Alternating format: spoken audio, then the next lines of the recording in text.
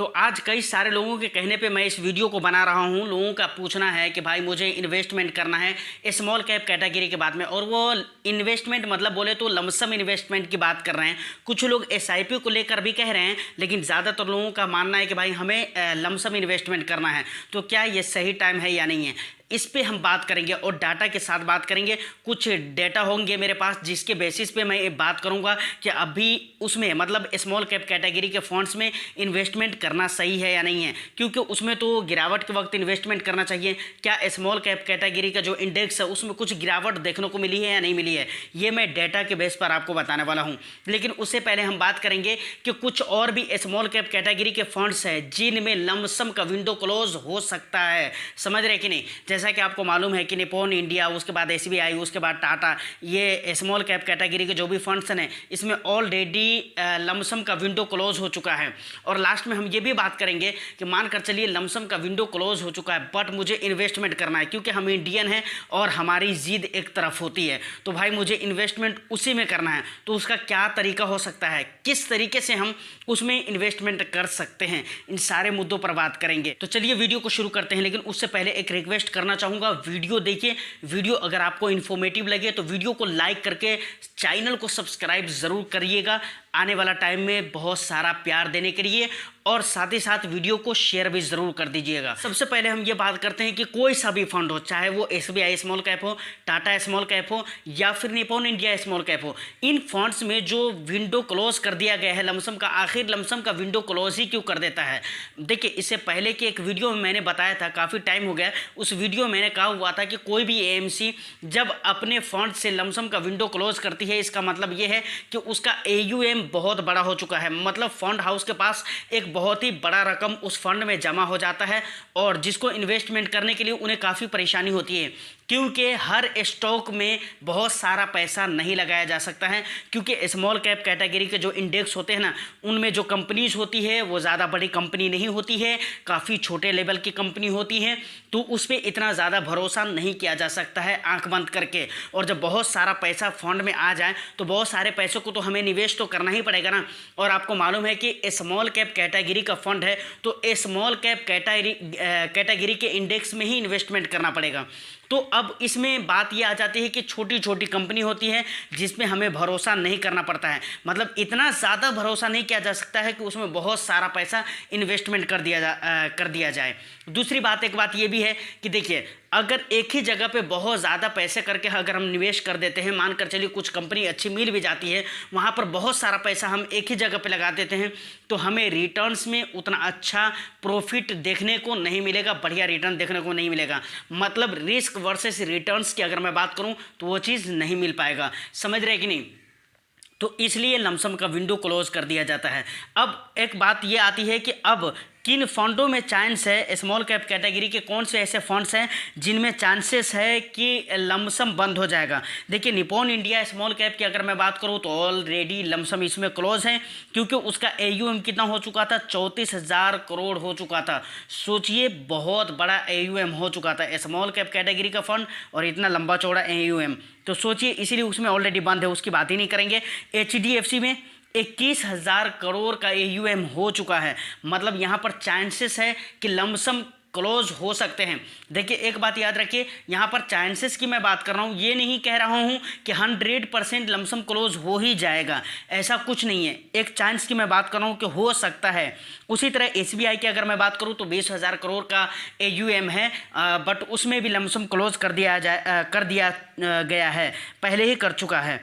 Axis की अगर हम बात करें तो 15,000 करोड़ का एयूएम है, यहाँ पर भी चांसेस है। डीएसपी की अगर हम बात कर ली, डीएसपी स्मॉल कैप फंड की, तो 11,000 करोड़ की है। उसी तरह कोटक की अगर बात करें तो यहाँ पर भी 11,000 करोड़ की है। एचएसबीसी की अगर हम बात कर ले तो 10,000 करोड़ की एयूएम तैयार हो चुका है। मतलब ये ऐसे फंड्स हैं जिनमें चांसेस है कि लमसम का विंडो क्लोज हो जाए। ख़ास तौर से अगर मैं बात करूँ तो एचडीएफसी और उसके बाद क्या कहते हैं, एक्सिस स्मॉल कैप, मतलब ये दो स्मॉल कैप कैप ऐसे हैं जिनमें ज़्यादा चांस है कि मतलब लमसम का विंडो क्लोज हो सकता है, समझ रहे कि नहीं। अब हम ये बात करते हैं कि क्या अभी स्मॉल कैप कैटेगरी में लमसम करने का सही टाइम है, इन्वेस्टमेंट करने का सही टाइम है। खास तौर से मैं लमसम की बात करूंगा, ऐसे SIP भी आप मान सकते हैं। तो देखिए यहाँ पर मैं आपको दिखलाना चाहूँगा, हमारे पास जो डेटा अवेलेबल है उसके तहत निफ्टी 50 जुलाई 20 के बाद मतलब 20 जुलाई के बाद अभी तक 4% टूट चुका है, समझ रहे कि नहीं। वहीं पर अगर मैं बात करूं स्मॉल कैप कैटेगरी की तो यहाँ पर जो है ना पिछले 6 महीने में किसी तरह की कोई गिरावट देखने को मिली ही नहीं है। पिछले 6 महीने में मतलब स्मॉल कैप कैटेगरी में, स्मॉल कैप इंडेक्स में कोई गिरावट देखने को नहीं मिली है। और मैं हमेशा बोलता हूँ, मैं क्या हर कोई बोलते हैं और ये बोलना ज़रूरी भी है कि आपको लमसम अगर करना है तो ख़ास तौर से स्मॉल कैप कैटेगरी में और लमसम करना है तो आप कोशिश करें कि गिरावट के टाइम पर करें, वहाँ पर आपको बेनिफिट ज़्यादा होने के चांसेस रहते हैं। जबकि यहाँ पर अगर मैं इंडेक्स की बात करूँ, स्मॉल कैप इंडेक्स की, अप्रैल 2023 के बाद S&P BSE स्मॉल कैप जो इंडेक्स है उसमें रैली ही रैली देखने को मिली है। मतलब अप्रैल 2023 के बाद मतलब कोई गिरावट देखने को मिली ही नहीं है। इसी तरीके से आपको मैं सिर्फ इंडेक्स नहीं दिखला रहा हूँ, आपको मैं म्यूचुअल फंड भी कुछ आपके सामने रखता हूँ। जब आप उनके 1 महीने के रिटर्न्स चेक करेंगे तो आपको पता चलेगा कि हाँ मतलब स्मॉल कैप इंडेक्स में गिरावट नहीं हुई है, और जब इंडेक्स में नहीं गिरावट हुई है तो फंड्स में भी नहीं होंगे। लेकिन फिर भी कुछ सबूत के तौर पे मैं रखना चाहता हूँ। जैसे निपॉन इंडिया स्मॉल कैप के अगर 1 मंथ का अगर आप रिटर्न्स देखें तो 3.56% का रिटर्न दिया है पिछले 1 मंथ में। उसी तरीके से HDFC स्मॉल कैप की अगर हम बात कर लें तो पिछले मंथ में जो इस फंड ने रिटर्न दिया है 3.48% का रिटर्न दिया है। ये 1 महीने का रिटर्न्स मैं बता रहा हूँ आपको।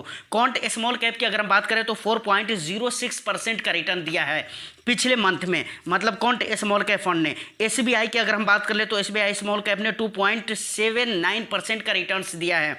और उसके बाद एक्सिस की अगर हम बात कर ले तो 3.37% का रिटर्न दिया है।